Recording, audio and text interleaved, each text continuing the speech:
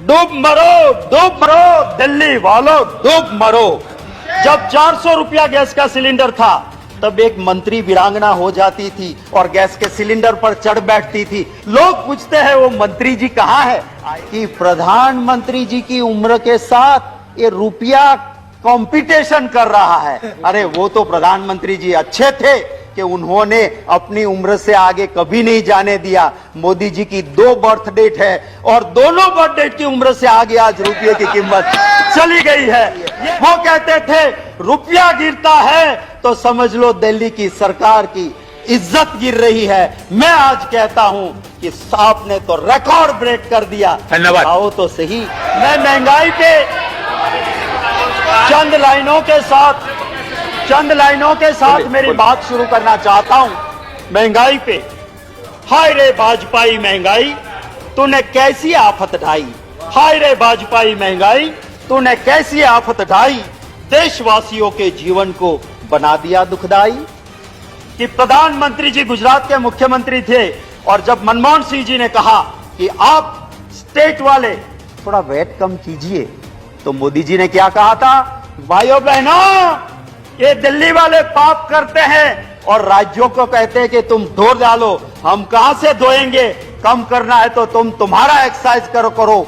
तुम्हारे पाप से पेट्रोल डीजल बढ़ता है, हम वैट कम नहीं करेंगे। ये मोदी जी ने खुद कहा था। वीडियो है मेरे पास, मेरे खिलाफ प्रिविलेज करना, मैं वीडियो दिखा दूंगा कि 1 पैसा कम नहीं किया था वैट का। कहते थे 2014 में बहुत हुई महंगाई की मार, अब लोग कहते हैं बस कर मोदी सरकार। मैं ये भी कहना चाहता हूं कि सच को परेशान करने या जेल में डालने से ना रावण का शासन सलामत रहा था, ना कंस का रहा था, ना अंग्रेज का रहा था। आपका कहां से रहेगा? मैं आपको यह कहता हूं, आपके जरिए महोदय, वित्त मंत्री जी, मैं उसकी बहुत इज्जत करता हूं, बहुत शालीन है। और मैं जिस यूनिवर्सिटी की बहुत इज्जत करता हूं, जवाहरलाल नेहरू यूनिवर्सिटी, जहां से बहुत अच्छे अच्छे लोग निकले, उस जेएनयू की वो पास आउट है, वहीं से उन्होंने शिक्षा ली है। जिनको कुछ लोग शासक पक्ष के जुड़े हुए कहते हैं देशद्रोहियों का अड्डा, गुंडों का अड्डा, मैं उस जेएनयू का बहुत समर्थित हूं। मैं वित्त मंत्री जी से गुजारिश करता हूं कि आप तो संवेदनशील हैं, आप जरा गुजरात के उस अखबार को 4 दिन पहले के उठा के देख लेना।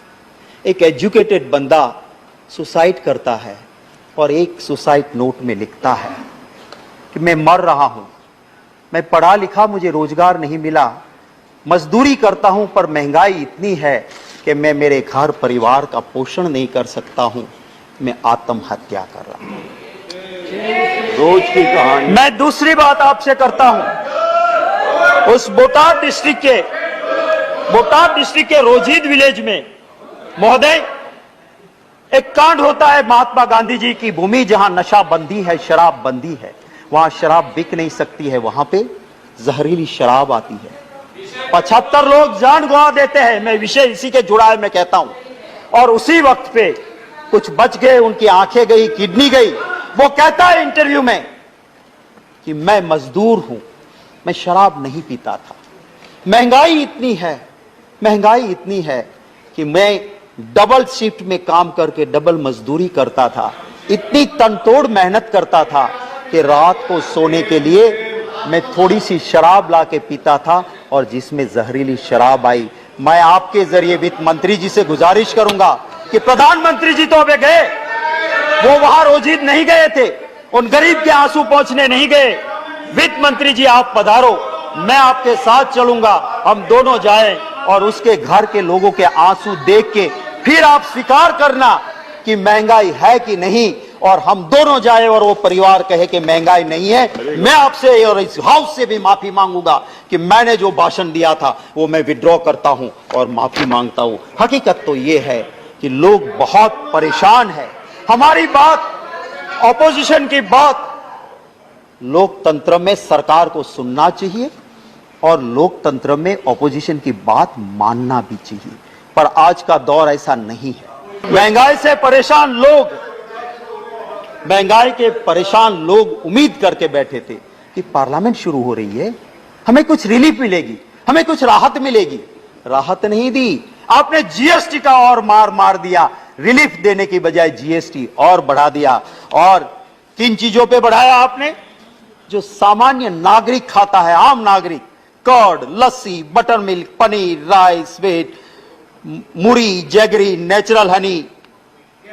1000 से नीचे वाले कमरे में कौन रुकता है? एक गरीब रुकता है। उस होटल का 1000 के कमरे के ऊपर भी आपने जीएसटी 5% डाल दिया। अरे यहां तक कि आपने स्मशान को भी नहीं छोड़ा, स्मशान के ऊपर भी आपने जीएसटी डाल दिया। इससे ज्यादा और क्या हो सकता है? महोदय, मैं ये कहना चाहता हूं, अभी माननीय सदस्य प्रकाश जावड़ेकर जी कहते थे कि आप ऑयल बॉन्ड लाए। मैं आपको कहना चाहता हूं, आप आंकड़े देखिए, पेट्रोलियम एनालिसिस सेल के आंकड़े देख लीजिए। आपने 27 लाख करोड़ रुपए वसूल किए और बॉन्ड में कितने भरे हैं आपने? सिर्फ 98,000 करोड़। और 27 लाख करोड़ रुपया आपने टैक्स कलेक्ट किया।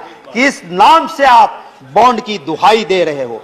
मैं महोदय जावड़ेकर साहब, माननीय सदस्य श्री कह रहे थे कि इंटरनेशनल मार्केट, मैं याद दिलाना चाहता हूं कि इंटरनेशनल मार्केट रसोई गैस एलपीजी जिसे तय करता है सऊदी अरामको, हमारे वक्त में 2013-14 में इस सऊदी अरामको के मुताबिक 885.2 यूएस डॉलर पर मैट्रिक टन एलपीजी का प्राइस था। और उस वक्त हम देते थे बॉटल 400 से 415 में। आपके वक्त में मार्च 2022 में 769 यूएस डॉलर पर मैट्रिक टन एलपीजी, माने सस्ता हो गया। और आपने 400 से 1100 रुपया गैस का सिलेंडर कर दिया। जब प्रधानमंत्री जी मनमोहन सिंह जी थे, महंगाई के लिए डॉलर की कीमत और रुपये को साथ गिनते हुए मोदी जी ने कहा था कि प्रधानमंत्री जी की उम्र के साथ ये रुपया कंपटीशन कर रहा है। अरे वो तो प्रधानमंत्री जी अच्छे थे कि उन्होंने अपनी उम्र से आगे कभी नहीं जाने दिया। मोदी जी की 2 बर्थ डेट है और दोनों बर्थ डेट की उम्र से आगे आज रुपये की कीमत चली गई है। ये हकीकत है। वो कहते थे रुपया गिरता है तो समझ लो प्रधानमंत्री गिर रहा है, उसकी इज्जत गिर रही है। वो कहते थे रुपया गिरता है तो समझ लो दिल्ली की सरकार की इज्जत गिर रही है। मैं आज कहता हूं कि आपने तो रिकॉर्ड ब्रेक कर दिया। धन्यवाद। आओ तो सही कि कौन गिर रहा